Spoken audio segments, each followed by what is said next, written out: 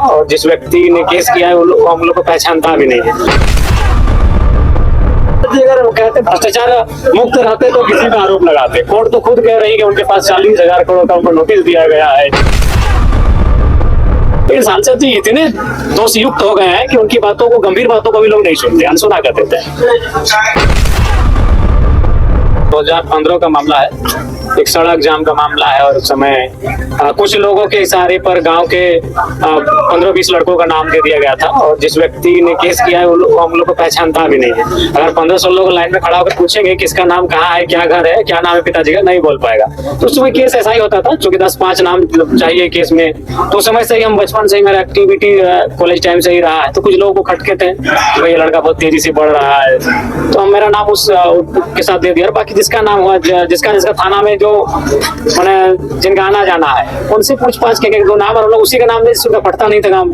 इस प्रकार से 15-16 नाम दिए गए थे जिनका इस केस से कोई सरोकार ही नहीं था। वो कोई तो हमको लगता है कि आउट ऑफ स्टेट काम करने गए थे, कोई घर में नहीं था उस दिन, कोई कहीं था। इस प्रकार का केस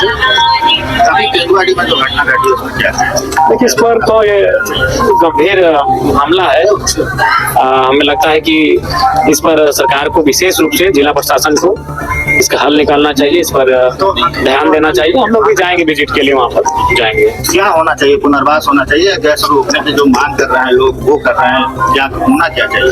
देखिए, गैस भी रुकना चाहिए और पुनर्वास भी होना चाहिए। पुनर्वास होना चाहिए, अगर उनका विस्थापन नहीं हुआ है तो विस्थापित जो विधिवत है वो होना चाहिए। 2 सप्ताह बीत गए, अभी तक स्थिति देखिए, सरकारी प्रक्रियाएं मैंने तो देखा विधानसभा में, उसी कारण नाराज भी दिखेंगे। कोई भी गंभीर मसला हो तो प्रक्रिया में है तो प्रक्रिया करते करते पता चला गाँव का भी जमीन के नीचे चला गया, लोग बीमारियों से ग्रसित हो गए। तो यही चीजों को समझना चाहिए कि हर चीज प्रक्रिया नहीं, त्वरित कार्रवाई होनी चाहिए और एक जैसा समस्या है वैसा समय अवधि में काम होना चाहिए। अधिकांश जगहों पर रैयत है और रैयतों की समस्या सुनी नहीं जा रही है। ये तो कटु सत्य रहा है इस राज्य का कि जिन्होंने जमीन दिया है, जो ओरिजिनल रैयत है, उनकी समस्याओं को दरकिनार कर दिया जाता है, उनकी समस्याओं को अनसुनी कर दिया जाता है।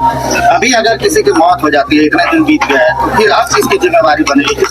बिल्कुल इसके लिए सरकार प्रशासन की जिम्मेवारी बनेगी, जो सरकारी तंत्र है उनकी जिम्मेवारी बनेगी। अगर वो संवेदनशील नहीं है इस विषय को लेकर तो सारी जिम्मेवारी उनकी। आगे इस तरह की अगर 81 साइट है टोटल, 81 साइट में तेंदुआ भी शामिल था, अगर आगे वहाँ किसी तरह से उन 81 साइट में अगर इस तरह के फिर हादसे होते हैं तो किस तरह से आगे पहल करने की जरूरत है?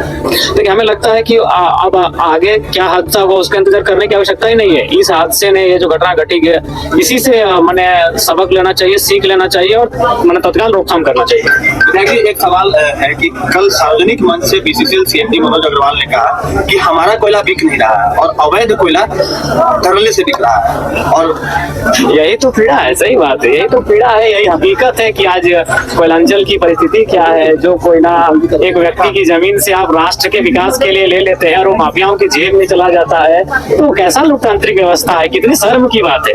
एक आम व्यक्ति को आप डंडा दिखा के यह कह के जमीन ले लेते हैं कि आपके जमीन के नीचे जो कोयला है वो राष्ट्र की उन्नति के लिए काम आएगा, आपकी इस कोयले से राष्ट्र उन्नति करेगा, और वो पैसा अगर माफियाओं की जेब में चला जाता है तो बहुत ही शर्म का विषय है और लोकतंत्र की जो व्यवस्थाएं हैं उन पर सवाल चिन्ह खड़ा करता है। इसलिए बहुत ही चिंता का विषय है। उन्होंने भी बीसीसीएल सीएमडी पर बहुत गंभीर आरोप लगाया। उनका कहना है कि जहां भी वो गए वहां भ्रष्टाचार में लिप्त रहे हैं, उन पर वो कार्रवाई। सांसद जी अगर वो कहते भ्रष्टाचार मुक्त रहते तो किसी का आरोप लगाते। कोर्ट तो खुद कह रही है कि उनके पास 40,000 करोड़ का उनको नोटिस दिया गया है, तो बड़ा विचित्र घटना सामने आ रही है। तो सांसद जी अगर दोष मुक्त होते और किसी पर आरोप लगाते तो सुनने में अच्छा लगता, उस चीजों को लोग ध्यान भी देते। लेकिन सांसद जी इतने दोषयुक्त हो गए हैं कि उनकी बातों को, गंभीर बातों को भी लोग नहीं सुनते, अनसुना कर देते हैं।